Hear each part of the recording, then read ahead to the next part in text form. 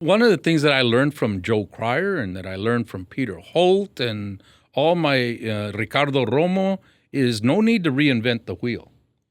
Try to define the problem and then find similar problems somewhere in this world and go learn from them. What did they do to attack that problem? And so our three models at Brooks are those three: Lowry in Denver, Mueller in Austin, and the Woodlands just outside of Houston. I have to say it on the show here today. And I want people to hear it, and if they want to chuckle, they can chuckle. Check on us 30 years from now. The southeast side of San Antonio is going to be the Woodlands of San Antonio 25, 30 years from today. Mark my words. Welcome to Breaking Ground SA, a RECSA podcast where we dig into real estate deals, developments, and decision makers shaping San Antonio. I'm your host, Stephanie Reyes, President and CEO, joined by my co-host, local policy expert, Rob Killen. Let's break some ground. Hey everyone, welcome to another episode of Breaking Ground SA, coming to you from the IBC Bank studio. Our guest today is someone who has played a major role in shaping San Antonio's business and economic development landscape, Mr. Leo Gomez, President and CEO of Brooks. From executive at the Chambers of Commerce to the Spurs, Toyota, and now Brooks, Leo has been part of some of our city's biggest growth stories.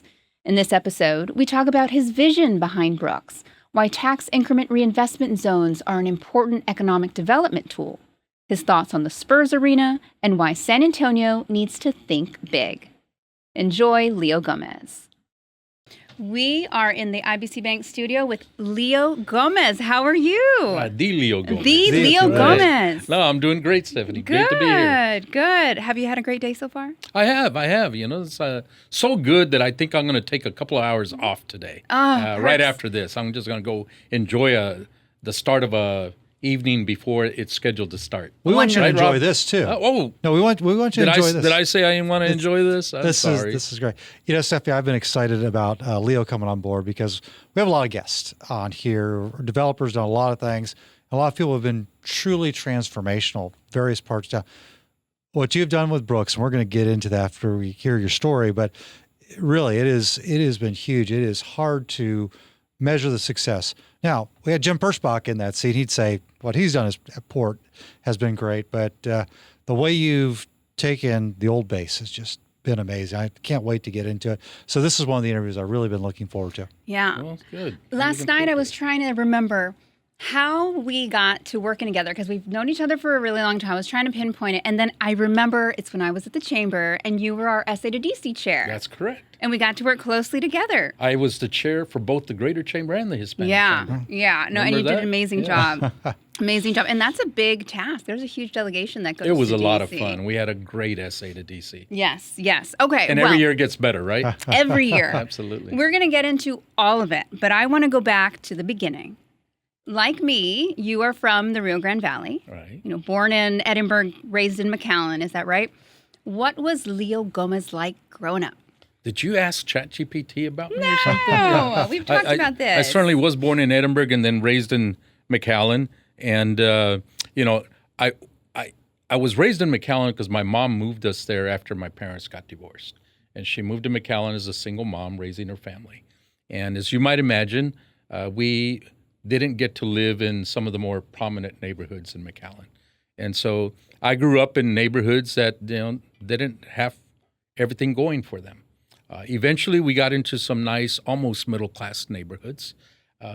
But that early start really always prompted the questions in my mind as to why. Why are things like this here, but they're not like this over there? What made that better and not this better? And that has intrigued me all my life, Stephanie. It drove what I did through school, what degrees I completed, what jobs I wanted, and it eventually will explain why I decided to leave the Spurs a second time. Yes. And go work as the president and CEO of Brooks. Yeah, we'll get into that. I want to know why you would leave and then go back, and because that sounds like an amazing job. But Okay, so you're saying you're comparing, kind of wondering why this, why not in this area. Are you talking about just in McAllen, or had you traveled around the state, around the U.S. to see there's this big old world out there? Just McAllen. I knew McAllen and my grandparents' house on weekends in Edinburgh. So growing That's up, what I knew. did you ever come to San Antonio? Had you been to San Antonio? I came up to visit the San Antonio Zoo maybe twice as a kid. And we had Mom had a sister living here, actually. Okay. And so we had somewhere to stay. But the purpose for the trip was in the summer, and Mom brought us to San Antonio to go visit the zoo. It's a great introduction to San Antonio. It's a good zoo. Absolutely. It's a great zoo. It's a great zoo now. Yeah. And it's a big family, right? You come from a big family, your parents? Well, my parents come from big families. Mom had 16 siblings. Wow. And Dad had 10 siblings. Oh, Wow. So I love to tell people, and I hope inappropriate words are allowed on the show. Anything but you I wanna tell say. people I have chingos of cousins, I bet lots of them. When I was at Toyota, one of the jokes was, all of my cousins have applied for a job from the Rio Grande Valley. But I've got a lot of family still to this point there. In fact, 2 weeks ago, I was down there for my dad's side of the family reunion. Oh, nice. So the Gomez family reunion, it was wonderful. Wow. How many people showed up? Chingos. That's a lot, I hear that Rob. word a lot. Enough that the mayor was there, county commissioners were there, the district attorney was there. Wow. If you want votes in Edinburgh, Texas, knowing the Gomez family is a good thing. That sounds about Wow. right. And so you have a brother. We know your brother. In fact, we were Yes. talking to your brother Larry. earlier this week. You ought to be on the show. Yeah, we were telling him, that we're bringing you on, if he could share some fun, embarrassing moments that we might get into a little later. But yeah, okay. So how does a McAllen boy get to San Antonio? Walk us through that journey. Yes. I was in high school. I joined the Marine Corps. I really didn't think about going to college. The Marine Corps and my ROTC instructors were the ones that told me, no, you're going to school. And surprisingly, they told me you're going to the Naval Academy Prep School. So I went from not even thinking I was going to college to going to something like the Naval Academy through the Naval Academy Prep School. Wow. Long story short, I only lasted a semester, Okay. right? And it wasn't because of grades. It was for things that I wish I could change today, but they were what they were.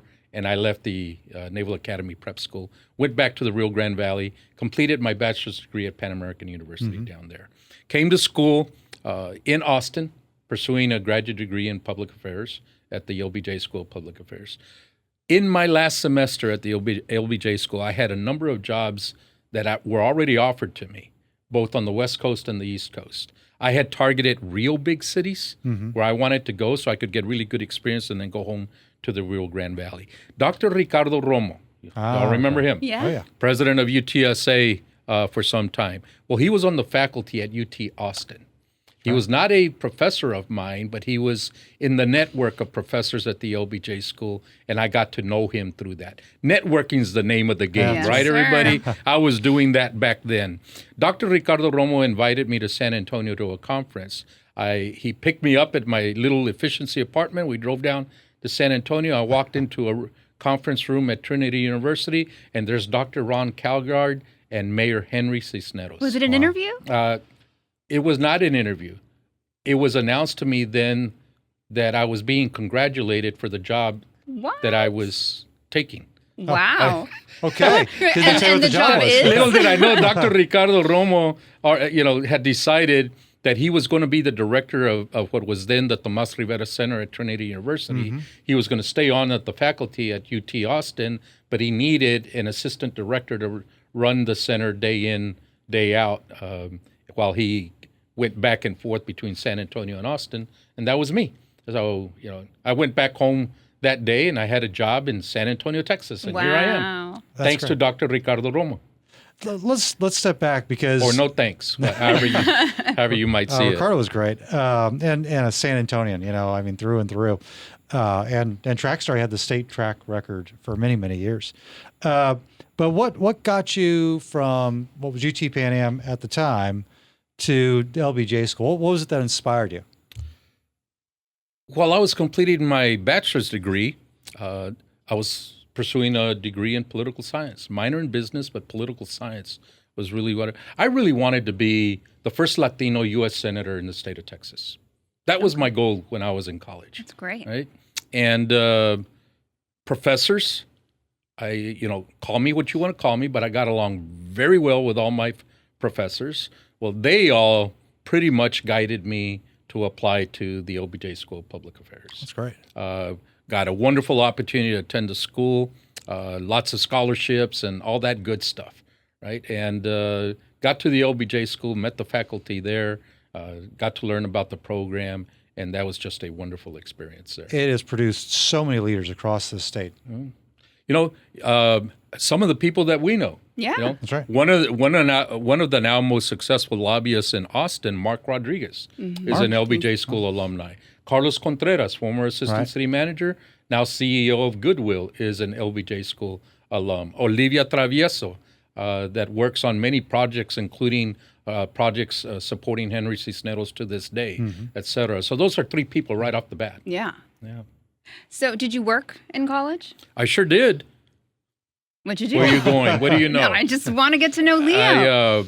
When I was in college, I helped manage a grocery store.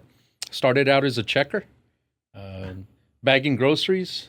Got along with all the customers, did really well. Someone saw something in me and asked me to actually manage customer service on the front end of Carl's grocery store. Carl! I remember Carl. And so that's what I did for a while, and then I became the office manager for the grocery store. Oh, okay. And then found myself helping to manage the entire store. Wow, and you're how old around this time?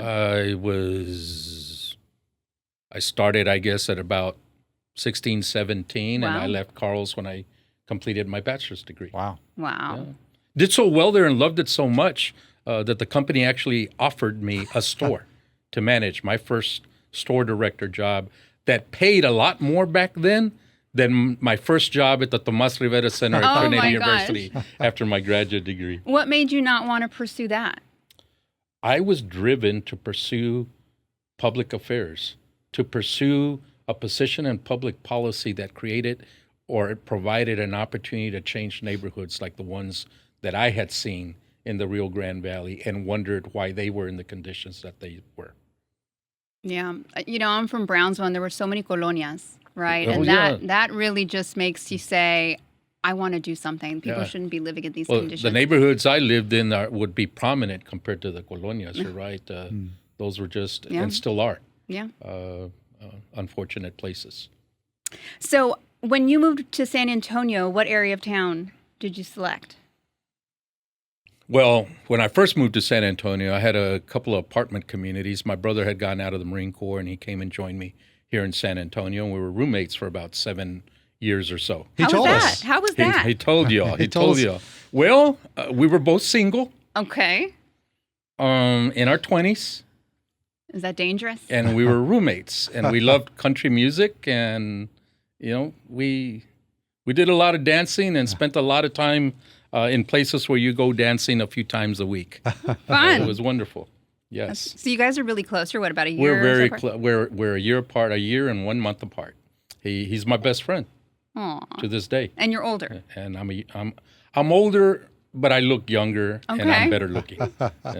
That's probably what He speaks says, too. very, very highly of He that. does. It's really sweet. I think I admire him so much and all that he has accomplished. Yeah, he was sharing with us, when the opportunity to work with the Spurs, which we'll get into in a little bit, or not the Spurs, with Brooks, that there were, over 400 candidates who applied for that. That's true. And you called him kind of through each stage.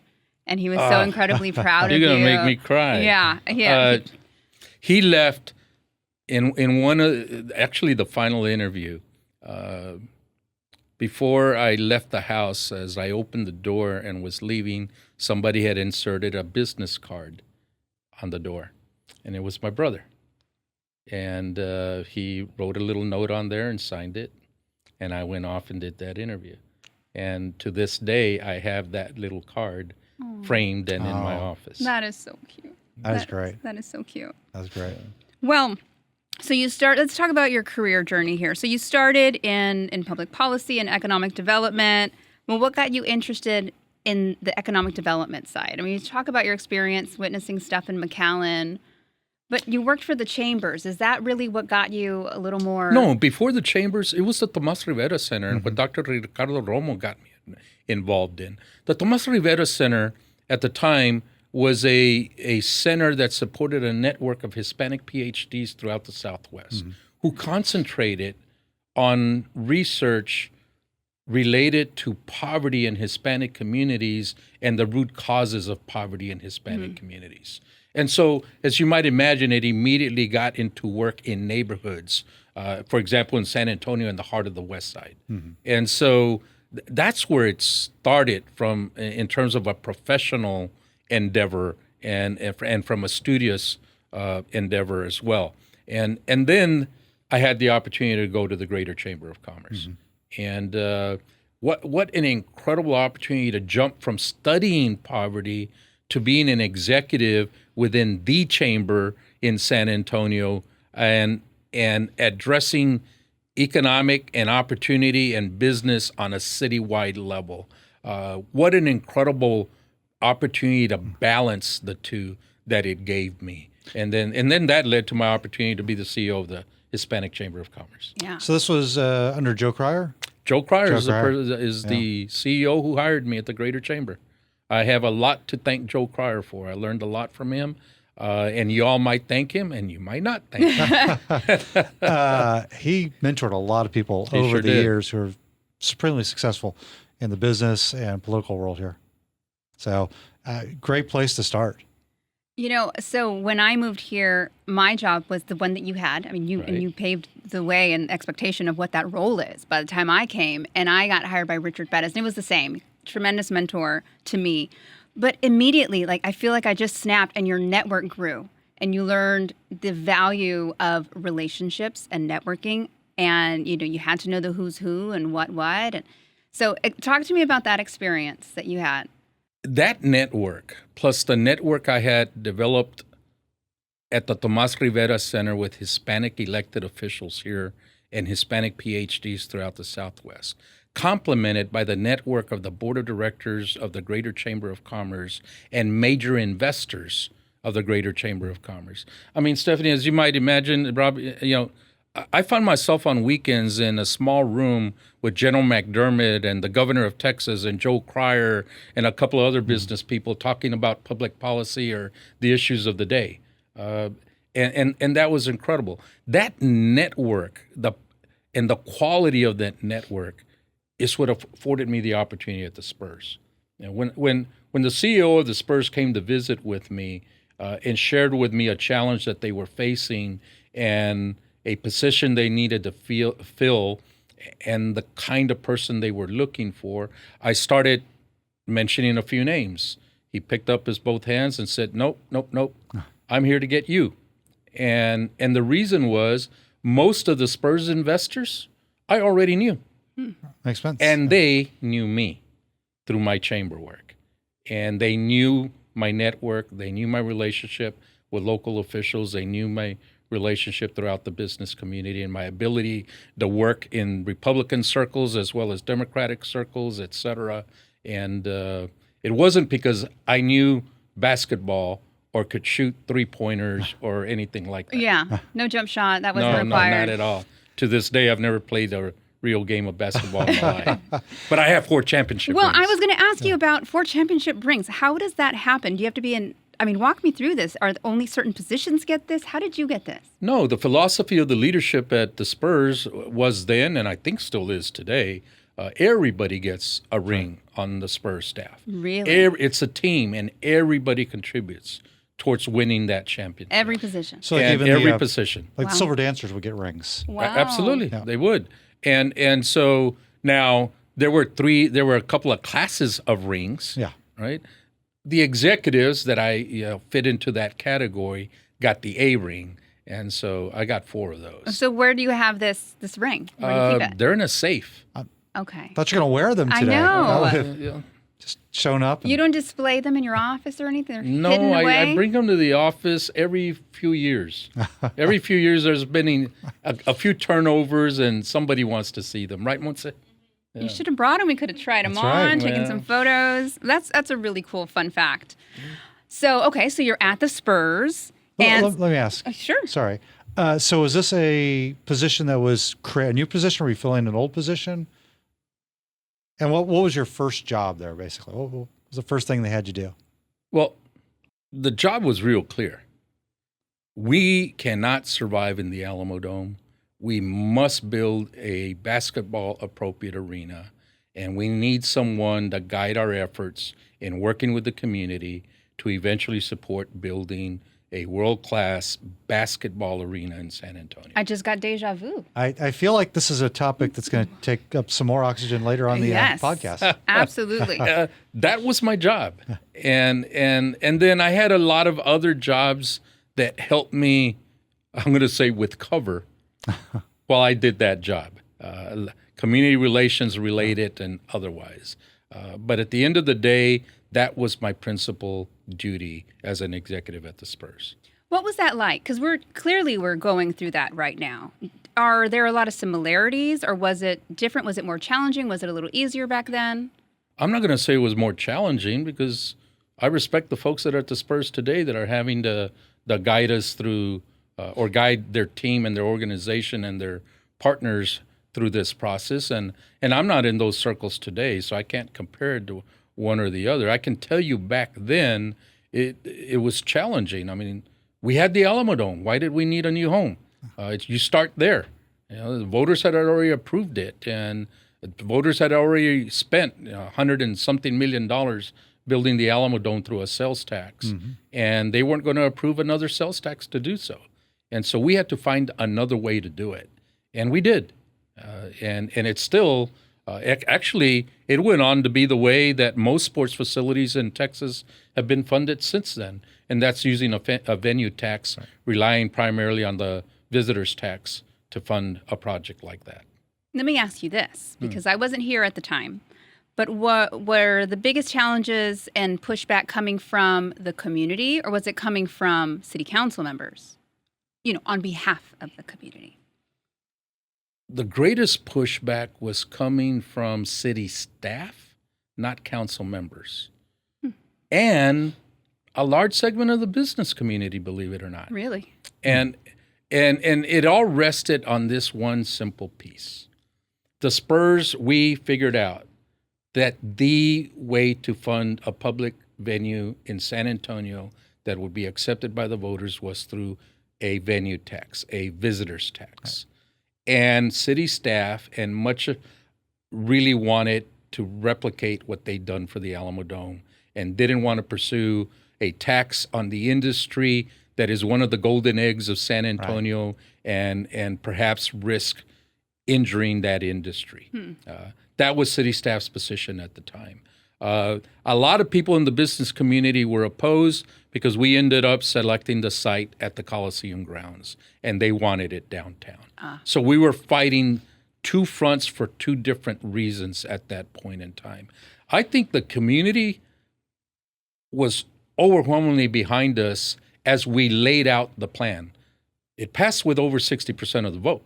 Well, A lot of great groundwork. It was land the county already owns, a county facility. It's Great partner in the rodeo. Great. The rodeo, obviously, and still out there, right? Still a great partnership. And it's a tax on hotel occupancy tax, basically a portion of that, and taxi fares, basically. So the only people who are using it are people spending the night in a hotel or using a taxi, which are typically people from out of town.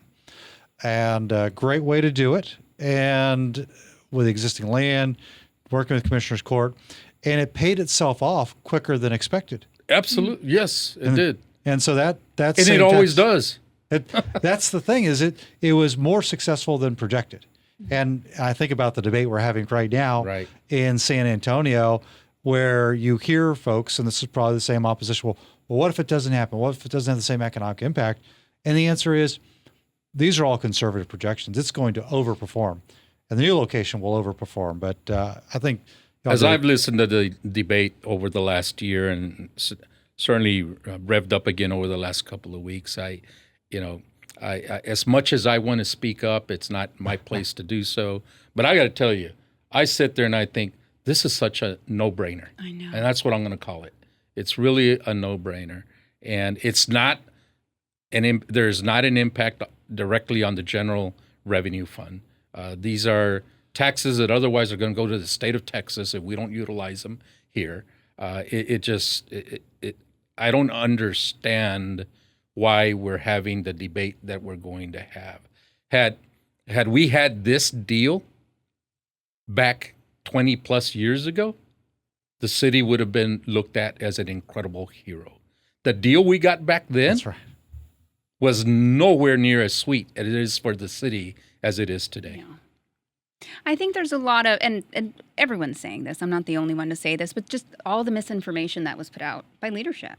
You know, people are confused. I think they're confused and don't know what can be spent. And then you kind of mix it all up and, we're in a budget deficit. So it gives people the impression that these dollars can be used here. So I'm glad we've moved on.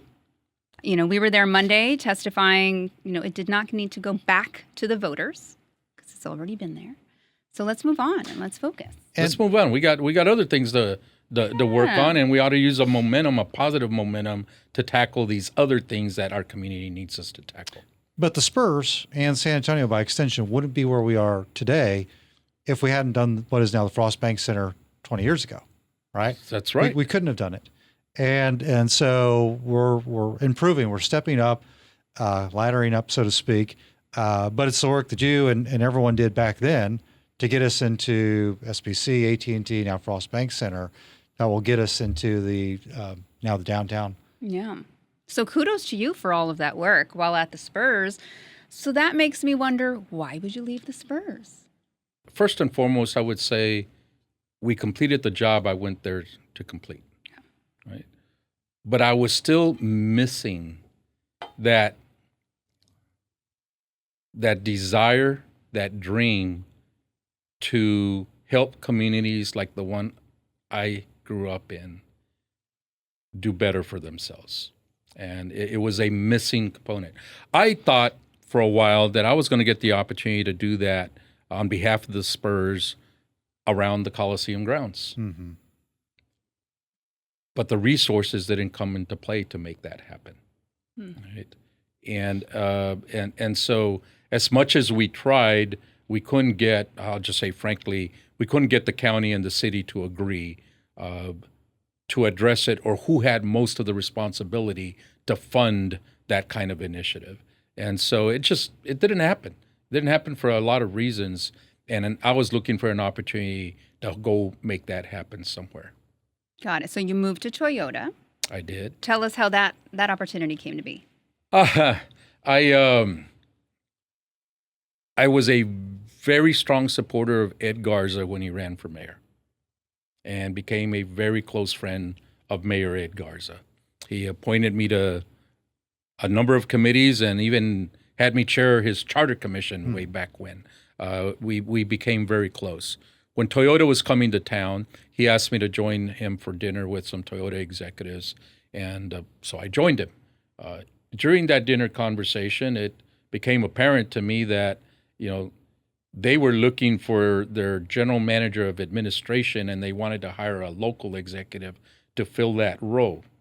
And so I'm looking around the table, and then it quickly dawns on me, oh, that's why I'm here. Uh-huh. And I literally had a job offer and accepted at that dinner. This is Wow. the second time With this Ed happened Garza. to Yeah. you, Leo. Oh, it's happened more than twice. I was like, yes. You're a lucky guy. The only job that I've really ever had to apply for is the one that I have today at Brooks. Really? Yes. Against 399 others. The incredible network that I've been blessed with has always led to my next opportunity. So before you went to the Spurs, you'd never played basketball. Before you went to Toyota, had you ever driven a Toyota? Yes. Okay. Yes. Driven one, yes. Owned one? Fixed one, built one, changed a tire on one, no.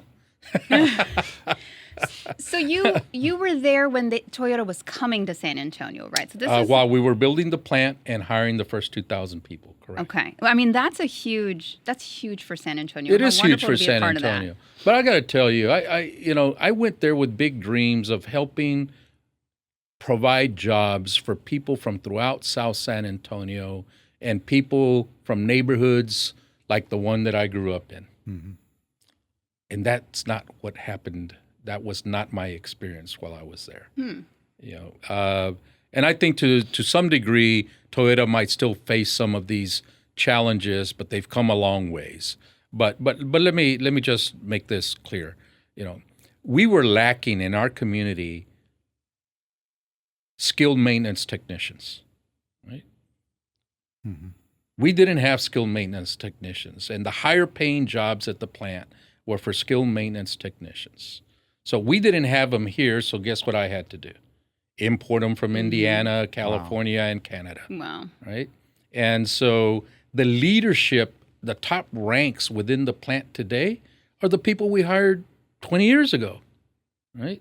And so we are coming a long ways, and as one of my efforts at Brooks, along with other partners, especially the Alamo colleges, on building what we need to do to have a strong system of providing advanced manufacturing technicians to the manufacturing industry, which has grown by leaps and bounds here in San Antonio. Yeah. So you think we're doing a better job of that now? Much better job. And with Palo Alto, the Alamo colleges, and their $1 billion bond package included a $95 million facility that is going to get built at Brooks in our manufacturing park that is going to be focused on two things, automotive technology and mechanics and advanced manufacturing technicians. So let me ask you this, because it's another hot controversial topic. So SA Ready to Work, big focus on manufacturing. Your thoughts on that, Mr. Gomez?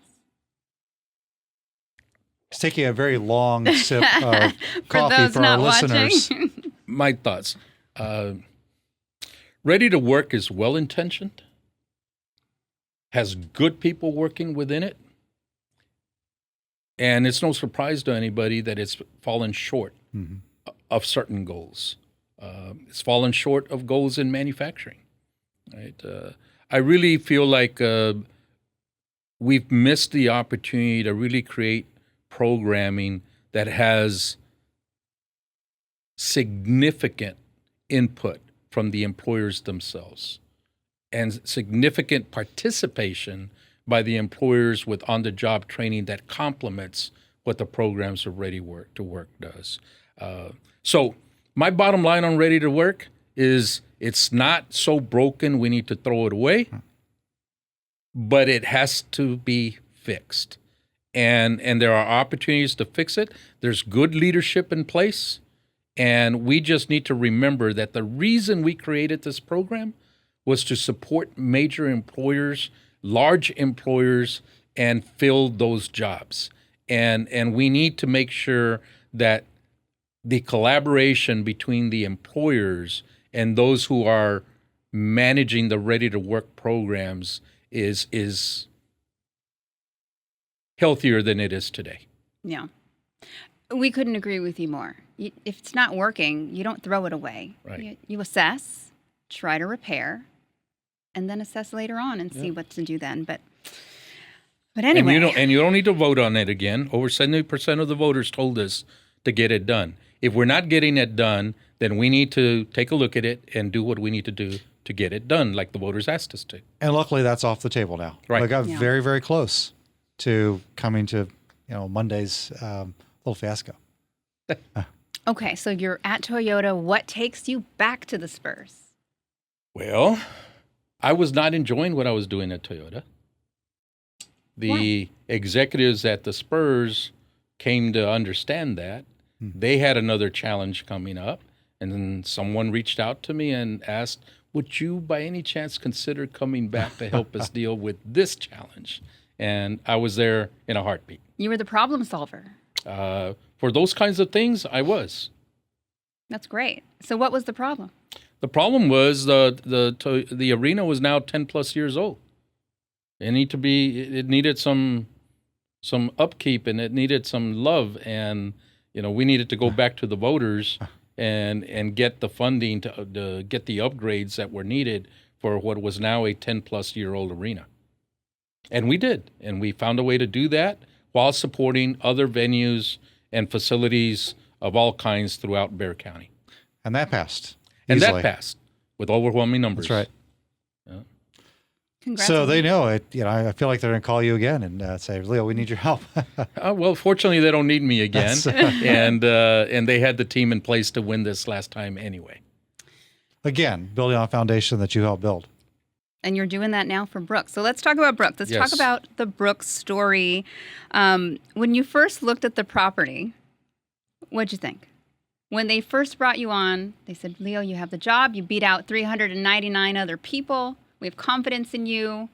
And you saw the challenge before you. Were you excited? Well, Stephanie, I was already familiar with the property because the first home I built in San Antonio, not the first apartment I lived in San Antonio, the first home I built as a homeowner, as a Spurs executive, was in a neighborhood right next to Brooks. Oh, wow. Really? Literally, the neighborhood's name is Brookside. Oh, That's wow. right. Oh, okay. So I lived literally 2 blocks on the other side of the fence. Right? It was my neighborhood. Right? I didn't spend a lot of time on the base, but I had my opportunities to be on the base, and I knew what happened. I can tell you every morning there was a stream of traffic coming down from the north, exiting the highway and onto the base and disappearing onto the base. And at the end of the day, there was a stream of traffic going the opposite direction. Mm-hmm. And everybody who was coming onto the base and earning a paycheck was taking their paycheck with them and spending it in another part of San Antonio. And our neighborhood, still didn't have the things that every neighborhood dreams about. Retail, restaurants, all that stuff. No Starbucks on the south side, no bookstore on the south side, no Best Buy on the south side. No. So what inspired your vision for Brooks? Did you travel around? Was there some place you had visited? You said, this is what we need. Well, one of the things that I learned from Joe Cryer and that I learned from Peter Holt and all my Ricardo Romo is no need to reinvent the wheel. Try to define the problem and then find similar problems somewhere in this world and go learn from them. What did they do to attack that problem? And I did the same thing here at Brooks. When I was at the Spurs, our model arenas, after visiting numerous arenas, before we began design and all of that for the arena, we settled on Indiana and Phoenix.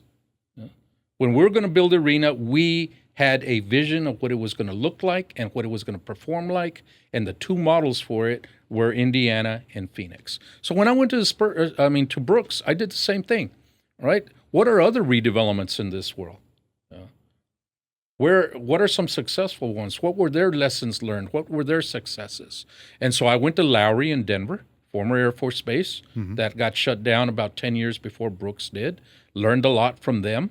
And then went to a property that was not a former military base, but a former public piece of property right up the highway in Austin called Mueller, the airport. Yeah. Right. So they had to redevelop a 750-acre former airport into what they have today, which in my book is one of the most successful urban redevelopment projects in the country.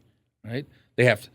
They went from 0 residents on 750 acres to over 10,000 people living there, 10,000 people working there every day. And it is a phenomenal community in Austin, Texas. Right? So we learned a lot from those 2 developments. What they had in common were the people that worked on their land planning and their architectural standards. And all of them traced their roots to the work done at the Woodlands here in Texas, just outside of Houston. Yes. So I spent a lot of time at the Woodlands learning about why they did what they did that inspired Mueller and inspired Lowry. And so our 3 models at Brooks are those 3. Lowry in Denver, Mueller in Austin, and the Woodlands just outside of Houston. I would have never thought of the Woodlands. That's Yeah. great. Well, I have to say it on the show here today. And I want people to hear it. And if they want to chuckle, they can chuckle. Check on us 30 years from now. The southeast side of San Antonio is going to be the Woodlands of San Antonio 25, 30 years from today. Nice. Mark my words. I think most folks in San Antonio now know Brooks, right? They understand the Brooks story, but I remember when it wasn't that way. And I've represented developers who've developed in and around Brooks, and a developer who did the Best Buy. Right? We won't say his name, but we know him well. But I remember him telling the story when he went to Best Buy and said, "Hey, this is a great location," and they said, "No, you're crazy. No, we're looking at the demographics, and nobody has the money to support a Best Buy." And that store, when it opened up, was boom. He, got it across the finish line, and I think it's those people who took risks. Everyone who was involved in it, taking risks to say, look, make an investment here and you're going to see that. So when you say, look at this in 20, 30 years, I absolutely believe you, because I remember all the naysayers at the very, very beginning. I said, oh, no, that can't be right. Well, Rob, Mark Granados You'll say it. was the first Brooks believer that put his money on the table and made things happen. He saw more than what you see in the immediately surrounding neighborhoods. He spent time studying the wider market and understood that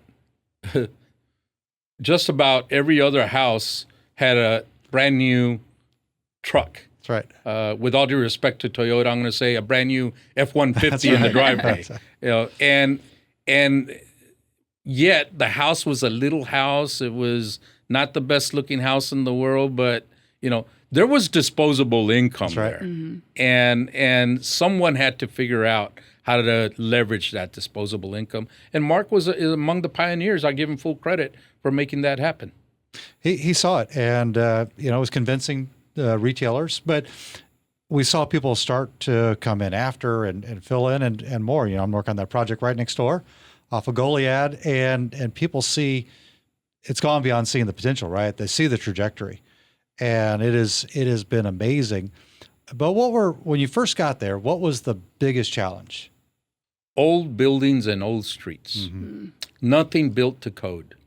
The Air Force built what it wanted to build, and no one held them back. And they build them to whatever standards or lack of standards they wanted to. And so we may have had streets, but they weren't streets. Yeah.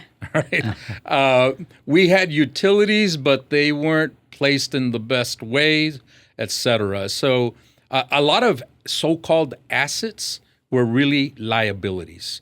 And so we were going to have to figure out how to address the rebuilding of the infrastructure on the land that was the former military base. Infrastructure is the name of the game. Mm-hmm. Right? If you want to bring development and encourage development, get the infrastructure taken care of. Preach, Leo. If the developers have to worry about the infrastructure, you're already setting them back a step or two. You want them and you want to attract them and you want to incentivize them, get that infrastructure taken care of. That's what we've done at Brooks. To the tune of well over $100 million in the time that I've been there. That is amazing. So you've got tax increment reinvestment zone. Correct. Although there's been some discussion at City Council about getting rid of tax increment reinvestment zones. Which makes no sense, at least if you look at Brooks as the model. What would be the effect if you lost that TERS? Well, the funding would then go to the city's general operating fund, and then we'd be knocking on the city's door to find a way to pay for the infrastructure anyway. This is not revenue foregone by the city. This is revenue that gets focused in infrastructure in a targeted geography on behalf of the city. And so it behooves the city for these TERS zones to work. And I think Brooks is a great model as to one that does work. And so we footed the bill for infrastructure. Brooks. We issued our own bonds when that TERS wasn't producing revenue. Well, now it's healthy and producing revenue, and it's reimbursing us so that we can pay off those bonds and get that infrastructure. Because without that infrastructure, we wouldn't have everything that we have at Brooks today. I think it's one of the best examples of a TERS, tax increment reinvestment zone in the city. TxDOT's now making major improvements at Military and 37. What does this say? There are only 2 divergent diamonds in San Antonio today, built by TxDOT. Right. One is at Bandera in 1604, Right. and the other one is at Blanco in 1604, and the third one is going to be at Southeast Military Drive and 37 at Brooks. That tells you what's going on at Brooks. I got to jump to this. I don't know how much more time we have, and I want to make sure and say a few things. But we've got a couple of reports that are being completed, and as I've looked at the draft copies here, there is no doubt that the hottest 3-mile market in all of San Antonio, on a percentage basis, is Brooks. There is no hotter market in San Antonio in terms of the percentage of rapid growth, in terms of residential growth, commercial growth, retail sales, household incomes, high school graduation rates, et cetera, et cetera. That 3-mile radius around Brooks is incredible. It's got incredible momentum, and that's why I have all the confidence in the world as to what it's going to look like 20, 30 plus years from today. Let's talk about some of that. There's been well over $2 billion in investment. Yes. For those that don't frequent Brooks, haven't made their way down to Brooks, first off, you need to. But when they head down there, what can they expect? What are they going to see? Well, they're going to be shocked first. First of all, they're going to be shocked with the traffic.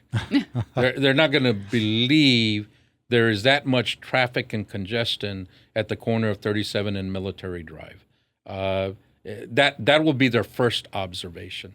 And then they will be shocked by the level of retail on both sides of the street, and the diversity of the retail and the opportunities for that retail. They would be shocked. Then if you get onto the military base, it doesn't look like a military base anymore. Yes, we still have a couple of military facilities and a couple of roads we still need to rebuild.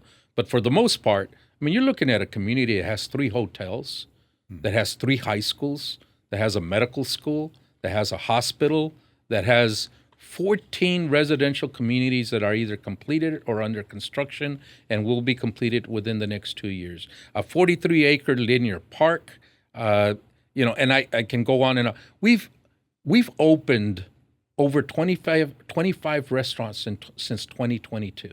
Wow. I heard a fact. Tell me if this is true. So there's more food and beverage sales than at the Rim? That's right. Wow. We eat more and we drink more beer than people who frequent the Rim over at Brooks. And those are dollars. I'm not talking about, that is actual dollars to dollars. The highest grossing per square foot Best Buy in all of San Antonio is still the one there at Brooks. Right. Wow. The 54th Street Bar and Grill there at Brooks does just as well as the one on the northwest side of town. I can go on and on.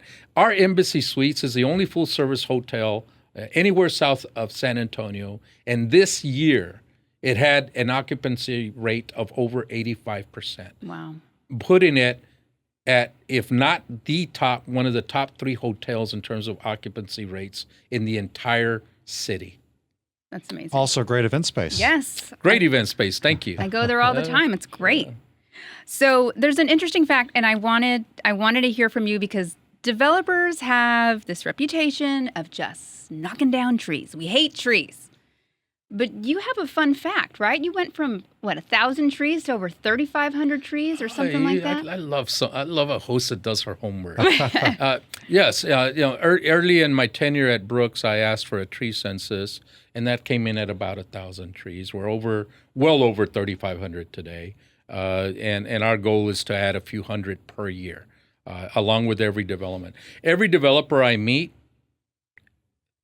they get to know me quickly, and they get to understand what trees mean to me specifically and to Brooks overall. And then if you look at, on top of all that, Brooks invested $1 million of its own money in purchasing the Old Republic Golf Course, which today is now the land that's going to be the Arboretum of San Antonio. I love that. That's great. Why is that so important to you? people want to live in a healthy environment and a healthy community. They want to live where you can walk from one place to the other. Trees are our biggest plants that oxygenate the air, that provide the shade, that provide a healthy environment. That when you go to Mueller in Austin and you go to Lowry, and guess what? When you go to the Woodlands, what do you see? What makes it different from a concrete jungle? You know, and so the architectural standards that the Woodlands started, that were adopted by Mueller, adopted by Lowry, and adopted by Brooks, are fully in effect here. And so the more trees we can get planted at Brooks and around Brooks, and I would suggest throughout San Antonio, the better off we will be as a community. And developers learn over time that trees on your property add value to your property. You're absolutely right. We have in our conference room, when we bring, policymakers in, we show them the two pictures. One, pre-development and how many trees there were, and then post-development and how many trees there were. And I think it's an eye-opener for them. I get to chair the Architectural Control Committee for Brooks. A couple of other things as well, Rob. When developers come in and show us their drawings, and I say to them, look, I'm going to do my best to stay away from your business inside the building. Here's what I want outside the building. And I start talking about trees and landscaping, low impact development features, facade improvements, etc. And then they know what they need in their building. Right. They don't need me to tell them that. But if they want to be an appropriate member of the Brooks community, here's what we're asking them to commit to. And it's those kinds of things: trees, landscaping, low impact development, and facades that make a facility something proud to have at Brooks. It increases the value. Yeah. So before we move on, are there any misconceptions about Brooks? Yes. The first one, as hard as it might be for us to believe, because we're in the bubble, so to speak, it's not a military base anymore. All right? We've done our best to rename it from Brooks City Base to Brooks, because it's not even a city base. Yeah. Right? It's not. There is no military mission at Brooks today.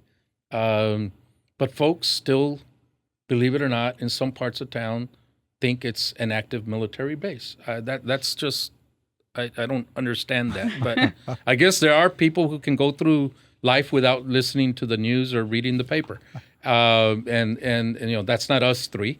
But, to each his own, and God bless them. Crazy. But why is that a challenge, though? Well, if you're in the development business and if you want to pick a community to live in, work in, or play in, it's not necessarily a military base. And so as recently as a few years ago, we would have people call our apartment communities at Brooks and ask whether you had to be military to reside at that apartment community. And the base was closed over 20 years ago, right? And the last military mission left in 2011. So that's the biggest misperception. The other one is, again, that, it's high crime and poverty. But people immediately attribute to a part of town they don't know. Well, if they came over, they'd see that that's not the case. The crime rates at Brooks are much lower than you'll find at the Quarry and at the Rim. Really? Interesting. Right? That's great. Look at vehicle thefts at Brooks compared to the Quarry and the Rim. That doesn't mean there isn't a vehicle theft now and then at Brooks, but nowhere near the numbers that you find at these other developments. Do you find that, because your vision was to have a place where people could work, live, and play, right? So do you find that that's the case because people have a sense of pride, right? They're working in this area, they're living in this area, and so therefore they have a sense of pride and protection for the area. They do. I remember a quick story. 10 years ago or so, a couple of teenagers had conducted some vandalism on the property, and police officers caught them, asked me if I wanted them arrested and charged, and I said yes. Right. DA's office calls a couple of months later and asks if I really want to move forward with the charges, and I said yes. And they were trying to persuade me to not move forward with the charges. And I said, under one condition, I get to visit with them and their parents. And I did. And I visited with the kiddos, and I said to them, you all look just like me when I was your age. I understand what you all are doing. You all are leaders. You all are leaders in our community. You all go back to your friends and tell them what is happening at Brooks is happening for you. What is happening at Brooks is to help your parents have the job to provide you with what you need. You make sure your friends don't do what you guys did. And those kids have been incredible ambassadors for Brooks. And they are an example, Stephanie, of yes, you're right. This is our neighborhood, is the way I would like to think residents and surrounding neighborhoods feel about Brooks. This is ours. We dreamed of this for years. We now have it, and we're going to take good care of it. I love that story. And that's a great segue to me wanting to touch on mentorship and leadership, because you have served on so many boards and committees, and that just demonstrates people's trust in you and confidence in you to get things done. But let's talk about a few of those. Why is it important for you to stay involved in the community? Because I love this community. But do you do it because Leo Gomez loves it, or do you do it because there's value as CEO of Brooks, or both? Both. I mean, Brooks can't be an island of prosperity. Brooks needs to be a part of a much prosperous community. And so it is within Brooks' interest for me to be involved in things. And so, the boards and the commissions that I serve on certainly have a Brooks purpose to them. It's not just something that Leo wants. And so, fortunately, what Leo wants tends to align with what Brooks needs and vice versa. I got to tell you all, I'm one of the luckiest guys in the world. I wake up every morning with a job that I love. I get to wake up every morning trying to figure out what next good thing we're doing for Brooks. And I am dreaming, not dreaming, I am living the life that I dreamed of as a kid. I am leading, and I am working with an incredible team, both our board and our staff, in redeveloping a community that didn't have the best opportunities, and now it's the hottest market in all of San Antonio. And you wear that pride. That's right. Every time I see you, you're just in this fantastic mood, and you're excited, and it's contagious. Do I strut a little bit? There's a strut, absolutely, a well-deserved strut. But where were we last week, or a couple weeks ago? We were at the State of Transit. That's right. Event, and you were up there and made a few remarks, right? Am I getting my events right? Yes. Yes. You got it right. And you just had this energy and excitement. And so you can tell that you're passionate about your work. You love what you do. And I love that for you. Stephanie, and talking about, I serve on the VIA Board of Trustees. I serve as the vice chair now. Transit and transit-oriented development is a component of Brooks. And it is a model and an example of what can happen throughout the rest of San Antonio. And that's why I'm on the VIA board. It helps Brooks. It helps VIA. I bring the Brooks perspective to VIA. I bring the VIA perspective to Brooks. That eventually, I believe, is going to pay dividends for all of San Antonio. Yeah. That's We great. talk about mentorship. Who was a mentor to you? Joe Cryer. I put up Ricardo Romo. I already mentioned both men. If I had to mention a third person right away, at the risk of not mentioning a lot of people that should be, I'm going to say Tullis Wells. Oh. Yeah, I call Tullis Wells my padrino of jobs. He was the counselor or the intermediary of every job I took up until I applied for the Brooks job. When I applied for the Brooks job, he probably was really questioning me. Well, you have to make Tull start listening to the podcast. Yeah. So let's talk big picture for San Antonio, because you've had a seat at a lot of really big tables and influence on where we're going.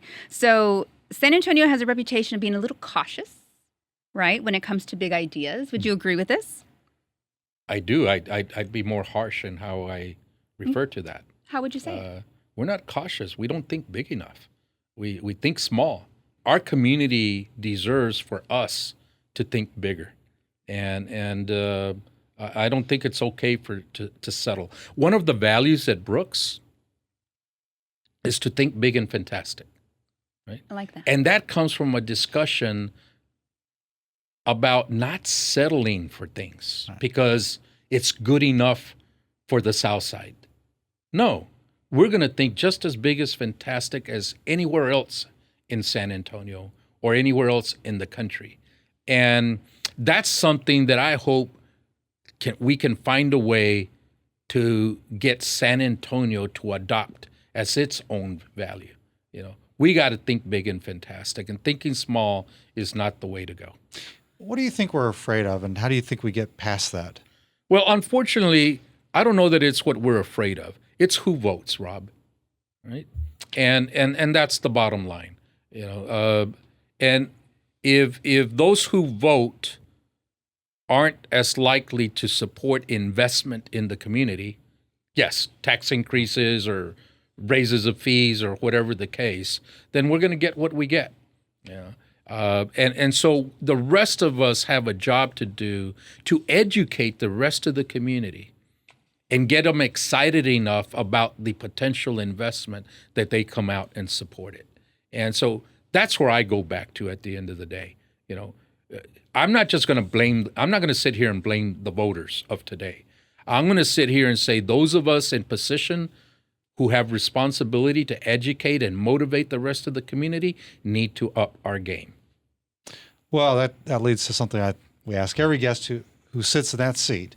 Something that's really important for us as both as an organization, Real Estate Council, but the business community in general, and that is, tell us why for our listeners, because some of the folks that listen are young members of the industry, they're young business leaders or folks who want to be involved.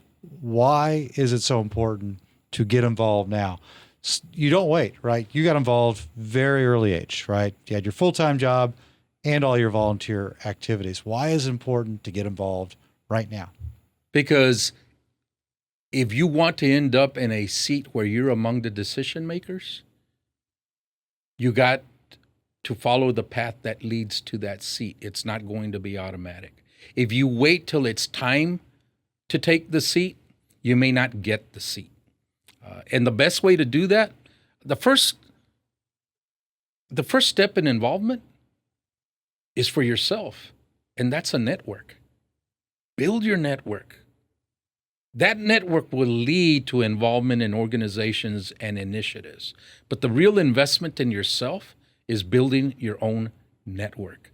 Literally be asking yourself, who should I know that I don't know? Write down a list and then find a way to have lunch, coffee, or a drink, or bump into the people on that list and build your network.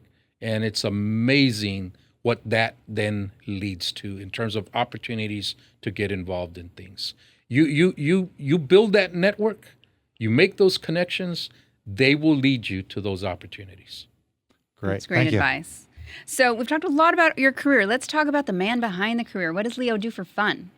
Oh, a number of things. I mean, I love nature. I'm a tree hugger, and I love hunting.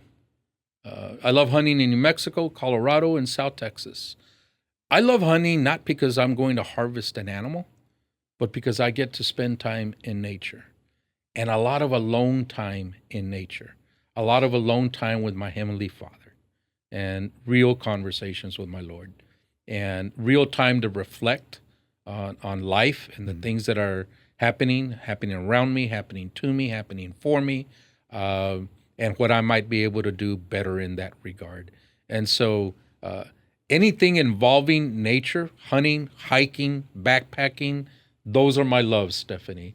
And it can be also as simple as sitting in my backyard, enjoying my big oak trees in my backyard, and watching my puppy dogs running around the yard, and listening to God whisper to me as the wind moves the branches and the leaves. So poetic.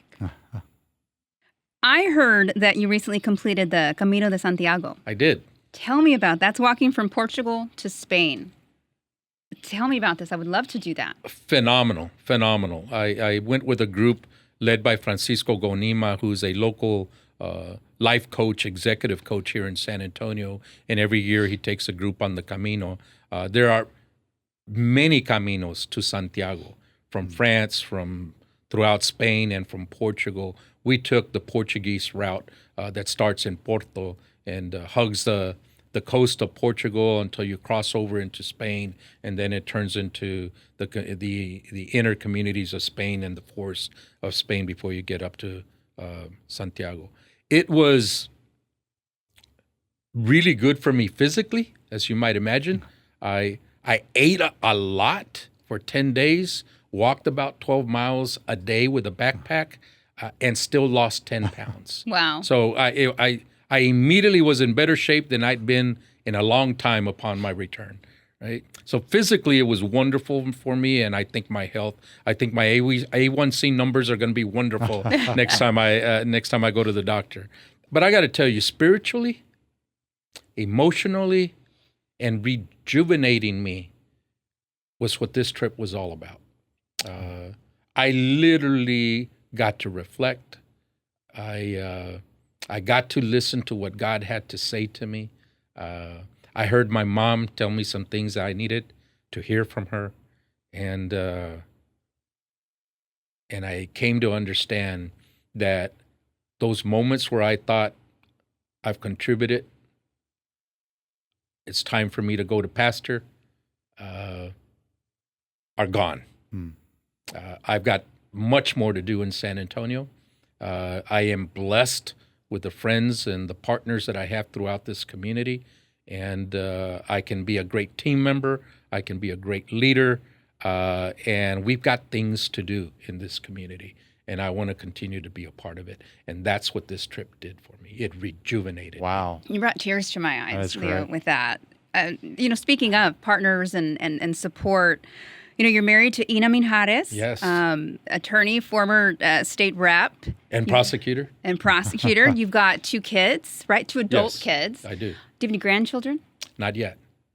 Are you talking about it? Are they working on it? I talk about it. They don't. So it's Miguel or Manuel? Manuel. Manuel and April. Manuel. Okay. Manuel Leo Gomez and April Gloria Gomez. Oh, I'm sorry, April Gloria Lane. Okay. They're both married to wonderful, wonderful people. Great. How do they keep you grounded? They talk to Dad. They don't talk to the CEO of Brooks. They talk to Dad, not the vice chair of VIA. They talk to Dad, not the vice chair of the Arboretum. They talk to Dad, not the former Spurs executive. They talk to Dad, and we have real, Dad situations and conversations, and that's what's grounding. And at the end of the day, whatever other titles you have, that's the kind of title that matters the most. And when they have an issue or a challenge, it grounds you very quickly. So when you look back at your younger self, did you ever imagine you'd have the career you have? I'm kind of disappointed in myself. How so? Well, I said earlier in the program, I wanted to be the first Hispanic U.S. senator. Well, we heard bigger than that. And wait, I haven't finished with my statement. Okay. It's like, I'm not president of the United States, right? We heard that you've been wanting to do that since you were, 10 years old? Absolutely. Since I was a little kid. I remember watching Watergate hearings and being intrigued. And then I'll never forget this woman on the TV screen, Barbara Jordan, in those hearings. And then to be blessed years down the road and be a student of hers in a classroom at the LBJ School of Public Affairs. Well, that again, I wanted to help change communities like the one that I grew up in, and I wanted to be in public positions where I could help lead those kinds of efforts. And that meant public service and public leadership. And that's what I wanted to do. I've never run for office. My wife has, and she was successful and had a good career as a state representative. I've supported a lot of friends in doing so, and I plan to continue doing so. I've been blessed to still be involved in public policy from a different angle, and one might argue more effective angle. But So it's I'm off the somewhat table? disappointed. What's off the table? Running for office? I would never say it's off Okay. the table. Look at our friend Joe Cryer. He had a full career and then ran for city council. I don't think you should ever say never, right? But I think what you're doing, and to some extent, you're more effective and can be more effective than an elected official, where you're constrained by so many different things. And I think a lot of folks don't realize that. You look at the person sitting in the big seat on TV and not realize people who are doing the actual work are out in the private sector. Yeah. Every successful mayor, every successful county judge, every successful elected official has some folks behind the scenes who are getting things done, that are focused on the things that are important and delivering. And I've been blessed to be a part of that. And, I'd like to think that I've been a good teammate for a number of mayors and a few county judges and a few state senators, et cetera. Maybe not presidents, not yet, but who knows what the future has in store. There's still time. So, Leo, we end our podcast with a fun segment. It's rapid fire. Right. Rapid So, fire. first thing that comes to mind, best taco in San Antonio. Tacos Chulos at Brooks. Ah. Okay. Well, favorite spot at Brooks? La Gloria. I love La Gloria. Favorite Spurs player of all time? Avery Johnson. Ah, good one. Okay. Favorite Spurs memory? It could be as an employee or as a fan. Sean Elliott's miracle shot. Good one. answer. What's one thing you're really good at that has nothing to do with work? Dancing. Tejano music. All And right. country music. I love country music too. What's one thing you're terrible at? Singing. What's something still on your bucket list? The Kentucky Derby. I've never been to the Kentucky Derby, and I love horse racing. I love the whole concept of the Triple Crown. That's on my bucket list, and I will go to the Triple Crown races, all three of them, one year someday in the near future. I love that. That's a good one. That's a real good one. What's the best advice your parents ever gave you? El que no habla, ni Dios lo oye. He who does not speak up, not even God hears. Speak up, son. That's great. What's one thing you wish you had more time for? My kids. Name a famous person you'd love to have dinner with, past or present. Two of them at the same time. Dinner on the Riverwalk. Abraham Lincoln and Pancho Villa. Abraham Lincoln is mine too. Yeah? Yes. Yeah. And on the Riverwalk, I love On that. the Riverwalk. Margaritas, At the same time, though. Margaritas at the same time with Pancho Villa and Abraham Lincoln. Hey. That sounds like a great day.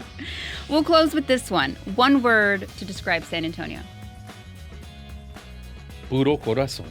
I love that. It's two words, but We'll take it. for I us. tried to say them quickly, so it's one word. Puro corazón.